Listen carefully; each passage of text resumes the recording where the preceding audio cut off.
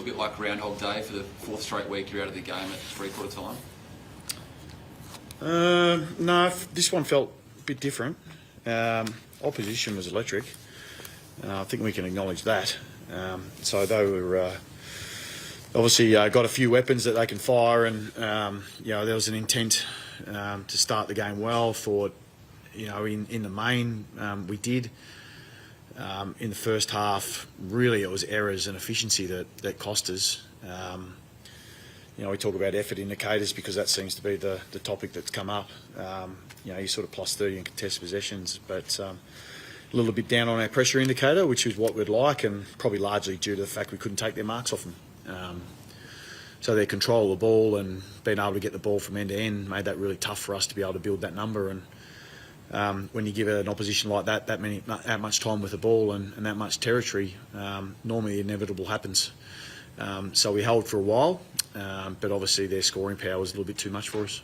When you speak about contest and effort continually, how disappointing is it to see the ball and how much they can punish you on turnover when that's continually in your hands and you keep the ball back to them? Yeah, the efficiency. I mean, part of what we want to really value in the game is about how we defend better and more consistently.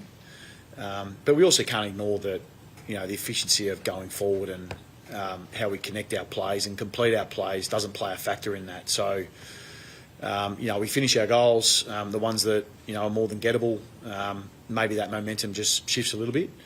But every time we sort of felt like in the first half that there was maybe a window or a little opportunity where we could sort of peg back the scoreboard, it was sort of taken off us through either, as I said, an error, which was proving very hard to defend, or it was an efficiency piece where we couldn't complete our play. So that was the story of the game in the first half. The second half was, basically the game being in transition and us not being good enough for the ball, and we certainly couldn't get it back quick enough. You mentioned defending. I mean, the instant in the second quarter when you had 5 guys in the goal square, Will Ashcroft's kicked it from 50 out, barely goes over the goal line, no one's there to touch it. Those sort of things frustrate you? Yeah, the errors. Yeah. And some positioning at stoppage, and we let a player out when we shouldn't. And they're the little parts. Like we spend a lot of time, and we've got a great shift early in this year around how we want to play further up the ground. But that's sort of hasn't been the case for the last 3 or 4 weeks.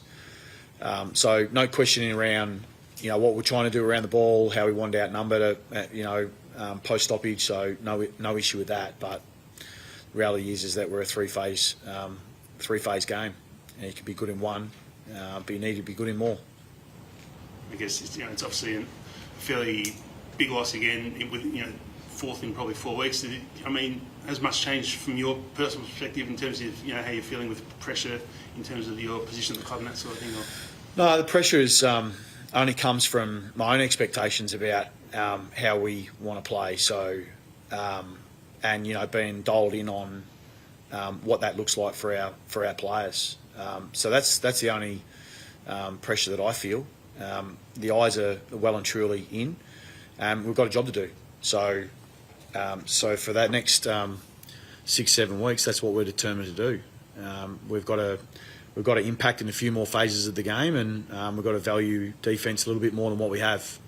So hopefully we've corrected one part, and that we can hold that together, and then we can sort of build on to the next part. I'd like it to all come together at once, but the reality is tonight it didn't. And I reckon it's against a pretty good opposition. They're on every line. They're very strong, and clearly we know what they are as threats forward of the ball. They've got a few that can hit the scoreboard, and we weren't able to manage all of them. Are you confident you'll be able to see that plan through to round 1 next year and beyond? Oh, that's such a hypothetical in the future. So what we tend to do right now, because I've answered a lot of those questions in the last 2 or 3 weeks, I think we just stick to the game and what the game's given us and what the opposition gave us. In the last couple of weeks, we've been challenged in a big way. So we've got to get a really clear sight on what we've got to value next. And so for us, that's eyes in, get it done. Look at what our gaps are, and let's get on with improving it. For a player like Tom Koning that you're trying to convince to remain at your footy club, how disappointing is it to hear the Bronx cheers from the fans in that second half? Well, firstly, I was not aware of that. But what I'd say is that Tom's a very important person to us. Very important person to us. And, he's grown at this football club. We'd love to see out his career here. And we're really hoping that that's the case. He's not in the, at the moment, he's a little bit challenged at the moment. But, he's a very important person to us. And we hope that he has a really long-term future here. When you say challenge, is he playing sore at the moment? No, he's fine. All the players out there, when you walk over the line, they're fine. So I wouldn't read anything into that outside of that. He's fine. He's ready to go. He's got a role to play, and we're just trying to get the most out of him. You're now playing Mark a lot in the ruck and Tom up forward. It's sort of like considering how good Tom was in the ruck in the first half of the year. Is it almost it seems like public it's a resignation that you made. Have you resigned to losing Tom at the end of the year? No, it's pretty black and white for us. I think you're reading well and truly too much into it. So I don't tend to play in that sort of area. We need a role filled forward of the ball at the moment. We're challenged with some tools right now. And Pito's in great form, so he deserves to be in the team. So we need some, tall timber forward of the ball that can draw the footy. As you've seen tonight, that if you don't, you can get intercept against, and that's where teams can launch their attacks from. So there's clearly an area we need to be able to get better at there, but there's a need to have Tom there at the moment. So that's the role we're asking him to play, but just make it black and white. It's not. You don't need to read into it too much more than that. Speaking of how good he is, though, when he was in the ruck earlier in the year, do you feel it's a bit robbing Peter to pay Paul by having him forward and getting so little out of him? Oh, there probably is a little bit. Yeah, it probably is a little bit. But as I said, we've we need him forward from a personnel point of view. So we need him forward, and Pito's more than earned his right to put his hand up to be in the team. And I think Pito did a great job today. So in terms of his ruck output, so we want a little bit more from when they spend some time forward, whether that's Tom or Pito, and that's the challenge we've got to make us a little bit more efficient. But I don't think you need to read anything more than that. Michael, from a coaching perspective, the form of Charlie Curnow tonight really showed that he was okay with some of his contested marking and his work rate up the field, but just couldn't finish it off on the scoreboard. Yeah, he's had a couple of weeks like that, and I think he's sort of been steadily building over the last couple of weeks. He was able to take some pretty good grabs tonight, and some of the judgment, I reckon, sort of shows that he's working his way back into form. So he launched himself at the ball, took a couple of really strong grabs, and he'd be frustrated he's not hitting the scoreboard the way that he wants to, and we'd obviously love for him to be able to do that. But from the last month, I think he sort of presented down the line for us, put himself in really strong contested positions. We'd obviously sort of probably like to complement that with a little bit more better ball use when we come forward. The games of Chincotta and also O'Farrell down back, who also showed some really promising signs tonight. Yeah, look, I reckon Harry had a really tough game last week, and he's just got such a great demeanour about him. This kid's going to be good. He's going to be really good. And so you just want to be able to try and continue to give exposure to these guys and appreciate that it's not going to be all perfect. There's a couple of our younger players had a tough couple of moments throughout the game, but that's part of the learning experience, and that's where we need to go next. So really pleased for Harry tonight that he played a pretty solid game against 61 inside 50s. So he's defending a fair bit, and we really like where he's going to be as a player moving forward. And so, obviously Cincotta coming in and get a role, getting done on McCluggage was pretty important as well. But like with really good sides, there's one you can take out, but the next one steps up, and effectively that's what happened tonight. The collision with the umpire probably didn't cost you the game, but it cost you the goal. Should it have been called up?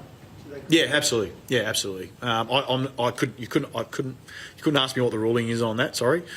Other than if you're interrupting the passage of play, I would have thought it's common sense to make that a ball up. Like you said, it didn't cost the game, so we move on. But if there's an adjustment that I'd be suggesting, I'd say that if you're general interference in the play, in the direct line of the ball, then I would have thought the common sense thing to do there is to ball that up. So maybe that's something they need to make an adjustment on in the future if there's a different interpretation on that. There's a separate one later in the game where Adam Chera made contact with an umpire. I think he's on 3 heading into tonight, umpire contacts in the last 2 years, and that could tip him over the edge. Have you? Yeah, I felt didn't see the that need- one. I didn't see that one. When was that? It was on this wing here. Okay. It closed broadcast side. Yeah. Just, I guess, have you felt the need to talk to him, just given the number he's accumulated over the last couple of Yeah, years? we've not so much specifically Adam, but we've addressed that as a football club. You know, the correspondence has been pretty clear coming out from the AFL. So obviously the first thing we do is make sure we have that covered off, and it's been something that we've all been really mindful on within the industry. I think every club is spending some time on it. And when you're in really high contested areas, it doesn't always go perfect. So, yeah, there's going to be some error. Unfortunately, the mids are the ones that are going to be copping probably the brunt of it the most. So we just need to be cautious there. But I actually haven't seen the incident, so I'd probably have to. And I can actually generally say, Mitch, I haven't seen the incident. So, but yeah, I'll have to go back and have a look at that to find out what it looks like. Is it a bit concerning? I mean, 5 days ago, Nate Caddy had a pretty similar collision in the Essendon game, and now Lockie Cowan. Are you concerned about where the umpires are positioning themselves? Oh, they're pretty detailed in their in the way they position themselves, and I think generally we get it right. I mean, you might have some people that have a very much a stronger view than what I do on this. And when you watch the 4 umpires, there is a way they move around the ground. So we back in that's coached, and it's coached really well. And appreciate also it's an evasive game, and the ball's quite dynamic, and it shifts off the line, in a split second. So we don't get it perfect, and I suspect they're not going to either. But through that imperfection, maybe there is some avenues where we can sort of just maybe get a ball up and just reset the play, so there's no advantage to any other team. Michael, you spoke pre-game just about need to stay accountable and I guess keep forcing those standards. Do you think you got more of that, what you wanted tonight from the side than in previous week, maybe? More, but still not good enough. So we want to value how we defend, and I still even appreciating that we've played against 2 really good offensive teams, but there's still things in our control that we can do a hell of a lot better, and we're not quite at that level yet.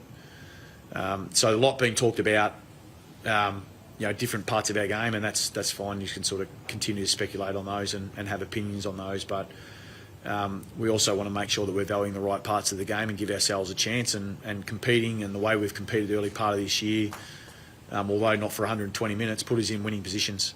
And at the moment, we're not doing that. So we have to get to work on it. Just a broader one in your season, when you reflect on what you did over summer and leading into the year, do you feel like you've done enough work on your skills and your ball use? Like, is that one area you feel like you did enough work on? Yeah, the outcome would suggest maybe not enough. So I think we have to take notice of that.